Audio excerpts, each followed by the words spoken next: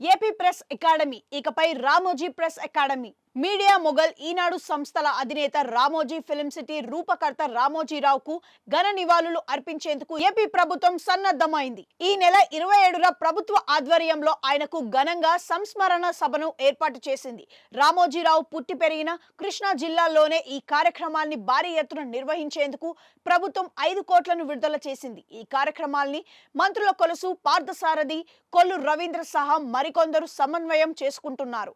ఇక రామోజీ సంస్మరణ కార్యక్రమానికి సీఎం చంద్రబాబు ముఖ్య అతిథిగా హాజరవుతున్నారు. అదేవిధంగా సుప్రీంకోర్టు మాజీ ప్రధాన న్యాయమూర్తి జస్టిస్ ఎన్వి రమణ సహా పాత్రికేయులు, ఇతర రంగాల ప్రముఖులు, ప్రజాప్రతినిధులు హాజరవుతున్నారు. ఈ నేపథ్యంలో భద్రతా ఏర్పాట్లు కూడా కట్టుదిట్టం చేశారు. వివిఐపీలకు, సాధారణ ప్రజానికానికి ప్రత్యేక గ్యాలరీలు ఏర్పాటు చేస్తున్నారు.